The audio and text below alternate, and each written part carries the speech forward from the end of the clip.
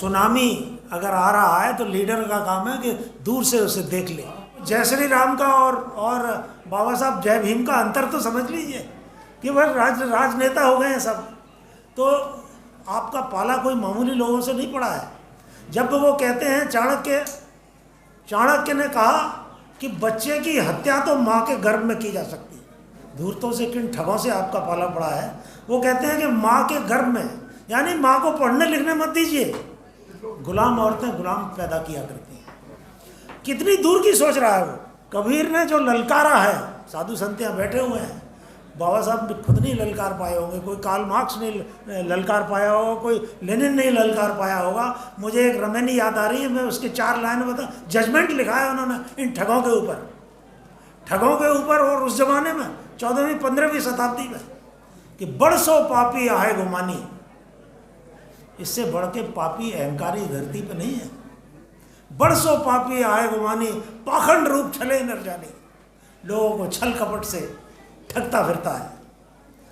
बामन रूप छले बले राजा, ब्राह्मण कीन कौन को काजा।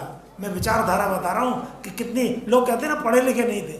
अरे मूर्खों, वो जो दुश्मन तुम्हें समझा रहा है तुम उसकी पढ़ाई करोगे, तुम अपना कैडर तैयार करो, अपने तथ्यों को, सच्चाई को लाओ। किसी सुप्रीम कोर्ट के जज को भी ला के कह दीजिए, उसको फैक्ट्स मत दीजिए, कहिए जजमेंट दे दीजिए, दे सकता है वो? नहीं दे सकता। तो कबीर साहब ने कहा कि बरसों पापी आए गुमानी, पाखंड रूप छले नर जानी, बामन रूप छले बल राजा, ब्राह्मण कीन कौन को काजा। अरे किसका भला हुआ है जो तुम्हारा भला करेगा? ब्राह्मण ही सब कीनी चोरी, ब्राह्मण ही को लागल खोरी, ब्राह्मण कीनो वेद पुराणा, कैसे कह मोए मानुष जाना। ये फर्जी वेद पुराण लिख करके घोषित कर दिया कि मैं मुंह से ब्रह्मा जी के से पैदा हुआ और आपने मान लिया। क्या हालत थी? पीछे झाड़ू बंधा हुआ है, गले में मटकी बंधी हुई है। और उन अंग्रेज जब आए, वो अंग्रेज तो आपको मालूम है तीन प्रेसिडेंसी थी। सब मद्रास में आए, महाराष्ट्र में और कलकत्ता में किसको फौजें बनाई उन्होंने? चंडालों की, जो अनटचेबल है। बंगाल में किसकी फौजें बनाई? पड़ियाओं की, जो अनटचेबल है। और बाबा साहब किन लोगों में पैदा हुए? जिनके पीछे झाड़ू बांधा जाता था। उन्हीं अंग्रेजों ने जो फौज बनाई, महारों की, महार रेजिमेंट, आज भी टॉप क्लास की, और उस रेजिमेंट के अंदर पैदा हुए बाबा साहब। और उन अंग्रेजों ने ये कहा कि कोई माँ ये नहीं कह सकती तो हमको तो यहाँ झाड़ू लगाना है, हमको तो बर्तन मांजने हैं, हमको पढ़ने लिखने से क्या मतलब नहीं। कंपलसरी था पढ़ना, रेजिमेंट में पढ़ना कंपलसरी था। तो जिन लोगों ने इतना उपकार किया, और बहुत कम लोग जानते हैं, आज रिजर्वेशन की बात करते हैं। बाबा साहब के जन्म से 5 साल पहले वो लोग जो ईसाई बनाए गए थे दलित वर्ग से, सबसे जो गए भी थे, आज भी उन्हें गाली दे करके अनटचेबल की कैटेगरी में रखते हैं। गाली दे कहते हैं साले भंगी है ईसाई, कहते हैं।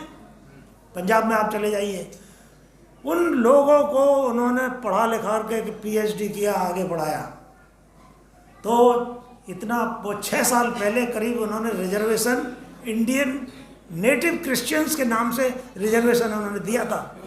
और हमारे DG साहब बैठे हुए हैं, ये जानते हैं, इन्होंने सारी उम्र IPC CRPC लागू की है, चार्जशीटें लगाई हैं, लगवाई हैं, कोर्ट को, न्यायालय को दिया है। अब तो लोग कहते हैं न्यायालय इतना कमज़ोर क्यों हो गया। मैं कहता है न्यायालय तो सुपर स्ट्रक्चर होता है। तुम पहले यार पुलिस पे आओ, देखो जब इसी पुलिस इस डिपार्टमेंट ने IPC का मतलब CRPC की कब लागू हुआ है? बाबा साहब के जन्म से 30 साल पहले, 61 में लागू हुआ है ना, 1861 में। तो ये जो एजुकेशन है ये क्रांति करती है, दिमागी क्रांति। और जिन लोगों ने हमारे ऊपर एहसान किया उनको हमने थैंक यू कहना सबसे पहले सीखना चाहिए। अभी हमारे VC साहब हैं, इन्होंने कहा, समय बस 2-4 मिनट लूँगा, याद आ रही है, अब इनका चेहरा सामने है तो कैसे भूल जाऊँगा। कहा कि ये 80-20 की राजनीति चल रही है। मैंने कहा 80-20 की नहीं साहब, ये 1585 की राजनीति 80-20 की गई है। ये मंडल को कमंडल में डालने का ये भयानक षड्यंत्र है। और इस षड्यंत्र को हम नहीं समझ पा रहे, क्योंकि जब हमारे नेता को यही पता नहीं है कि कल भाजपा में चला गया, आज आरएसएस में चला गया, कल वहाँ चला गया, कल यहाँ चला गया, उसे नहीं जानते हैं कि जाना कहाँ है, चले जा रहे हैं मगर जाने वाले। रास्ता पकड़ा है, जाना है पंजाब, रास्ता पकड़ा है झांसी का, उल्टा फिर लौट के फिर आओगे। तो ये शिक्षा का बहुत बड़ा महत्व है, इसलिए महामंत्र दिया है बाबा साहब ने, शिक्षित बनो, संगठित बनो, संघर्ष करो। संगठन से ज़्यादा पहले शिक्षित बनो, पहले समझो लेफ्ट राइट है क्या, प्रगतिशील प्रगति विरोधी शक्तियाँ कौन है, और कबीर की तरह ललकारो। मैं कहता था, मैं अपने खान साहब से मैंने कहा, मैंने साहब अगर आप लोग चाहते, आपने 800 साल राज किया, आप चाहते 3 दिन में इस जातिवाद को उखाड़ करके फेंक देते। इनके बाबर जानते हैं आप, इनके सिर काट करके इनके मीनार बनवा देते आप। 3 दिन में अनटचेबिलिटी का नाम निशान नहीं रहता। लेकिन दृष्टि, जीवन दृष्टि बहुत बड़ी चीज़ होती है। आपकी नीयत खराब नहीं थी, क्योंकि मैं नीयत खराब इसलिए नहीं मानता कि गुलाम वंश आपने बनाया है, और कुतुबुद्दीन ऐबक गुलाम वंश का बाजार का खरीदा हुआ, और उसका दामाद भी बाजार का खरीदा हुआ, और पूरा वंश है। और अलाउद्दीन खिलजी जैसे आदमी का जो गुलाम था, मलिक कफूर, जिसने रौंदा है कन्याकुमारी तक, जिसकी मस्जिद आज भी जाके देखिए, कौन था? एक अनटचेबल था गुजरात का। ठीक है, मेरे आपके बीच में से कोई रहा होगा, कोई लड़ाई कभी हार के लौटा नहीं वो। और आप कहते हैं कि विदेशियों ने हमला किया, 17 बार हमला किया। अरे तुम्हें पता है वो अफगानिस्तान किसके सम्राट अशोक सूबेदार था वहाँ का। भगवान बुद्ध की सबसे ऊंची मूर्ति अफगानिस्तान में, वो भारतवर्ष का हिस्सा रहा है, उसे विदेशी कैसे कह सकते हो? तुम ये कह सकते हो कि इस्लाम होकर के तुमसे हिसाब किताब किया उन्होंने आकर, ये कह सकते हो, हैं? तो मैं ज़्यादा न कह करके, समय कम है, मेरा कहना है कि शिक्षित बनो। संगठन से पहले, संगठन तो लाखों बन गए। हमारे वीर सिंह बहुत जी को मैं बधाई देता हूँ, आपने इतनी दूर की सोची है। मैं ये भी एक बात और मैं कहना चाहता हूँ कि 50 आदमी बुलाइए, उसमें नौजवान हों, हमारी बेटियाँ हों, हमारे सामाजिक कार्यकर्ता हों, सेलेक्टेड लोग, और इस संगठन पर ही अकेले कम से कम 1 दिन का सेमिनार होना चाहिए, और विस्तार से हम समझें, और कबीर की तरह तब फिर हम ललकारेंगे, ब्राह्मण की कौन को काजा, क्या तुम्हारा भला करेगा। सावधान हो जाओ, सुनामी आने वाली है, और ये आज नहीं आई है। सन 92 में जब बाबरी मस्जिद गिरी थी, कोई रात को चोरों की तरह नहीं किया उन्होंने। दिन दहाड़े जब कैमरे लगे हुए थे BBC के, दुनिया के, जब फौज भी थी, आर्मी थी, पुलिस थी। सन 90 में मैं खुद मौजूद था, जब फायरिंग हुई, मैं खड़ा था 10 कदम पीछे। एक सरदार था, उसको खींच के ले जा रहे थे, और मेरे ख्याल से उसकी सेविंग कर दी होती उन्होंने उस दिन।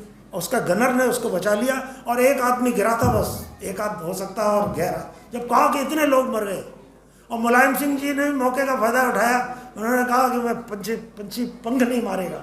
वो कोई नहीं मरा हो रहा था, जो डेड बॉडी बह रही हैं। हाँ, ये बात सही है, सुबह 4 बजे एक लाठी चार्ज हो सका था, करीब 5000 जूते चप्पल उन सूरवीरों के पड़े हुए थे वहाँ, भागे थे वो जो मुकाबला आज जो शेर बने हुए हैं, वो हमारी अज्ञानता, अशिक्षा, गरीबी का ये परिणाम है। और इसका एक ही तरीका है कि संगठन बने, कैडर बने, और सिलेक्टेड नौजवान लोग।